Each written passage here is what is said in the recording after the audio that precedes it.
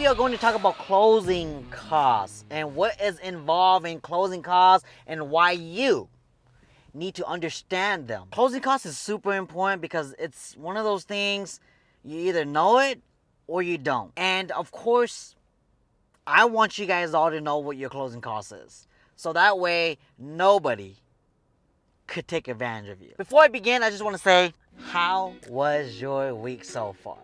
Hopefully it's been good. My week has been chaotic, but I'm good. Family over the weekend was great. My son is getting older. Man, he got big quick. Now, these fees are gonna vary depending on when you close and depending on which title company you go with, because every title company, even though there's a lot of different type of title companies out there, they don't all charge for the same things and their fees all vary. And this is also true for your lenders. Not all lenders are created equally, so some charge a higher fee than others. So disclaimer, all these fees are not going to be identical to yours, because obviously whenever and depending on when you close on your home is going to also determine whether or not your fees are going to be higher or lower. Do not pay attention to these numbers. Take it with a big grain of salt, because your situation is going to be totally different. I 100% guarantee that also. This is really just for educational purposes, so that way you guys know that these itemized fees that's on your closing HUD is something for you to pay attention to, and so that way you're familiar with the terminologies. So let's start with this video. So your closing cost is going to be involving title fees, escrow fee, transfer tax, your loan fee, your loan amount. It's going to show you the purchase amount. It's going to show you your deposit when you initially wired it. If the home has HOAs, if it has flood insurance, underwriter fees, processing fees, credit application fees, title owner insurance fees. Now, the owner title insurance is where when you purchase a home, they're doing like background check basically on the property address to make sure that there's no liens. Basically, before it transfers over to you as a new owner, it needs to be sold as a clean title. Think of it as going out there buying a vehicle. A lot of people would prefer to buy a vehicle with a clean title. So this is where the title owner insurance comes in. Your title fees could also involve the notaries coming out. It could also be the fees that the title company charges and being the middle person between you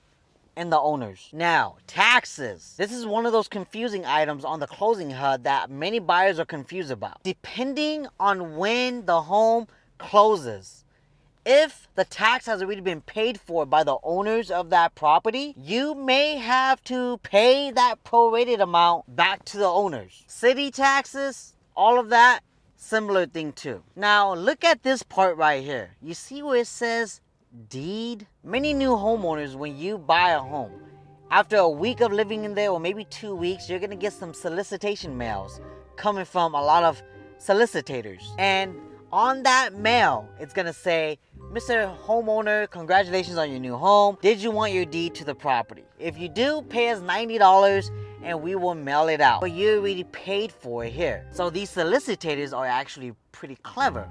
They know that you already paid for it. But many homeowners don't remember that they paid for it already. They know that your deed is on the way. So what these solicitors would do is they will send you a mail in advance before your actual deed arrives and see if you want to pay them an additional $80 to $90 to get your deed. But your deed's already on the way, and that is where the clever thief comes in. These solicitors are clever in that sense.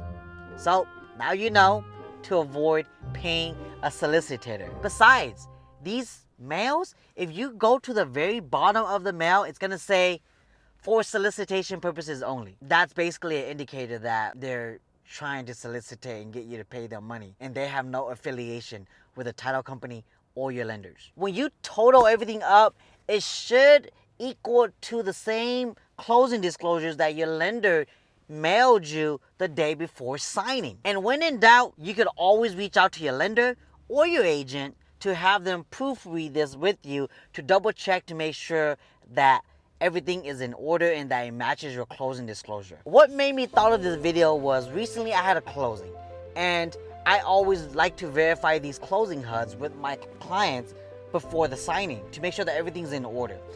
And I noticed that the cash to close portion was different from her closing disclosures that her lender had sent to her. So that brought up a lot of attention, and I had to double check with the title company. So in this case, long story short, the lenders were at fault and they accidentally added more fees to her closing statement to where it reflected on their end, and they were able to correct it before she actually signed the paperwork. So we're good on that part, and that's why you have representation.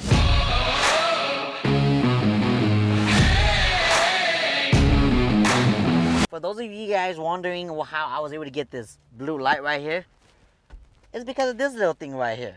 It's like a little lightsaber.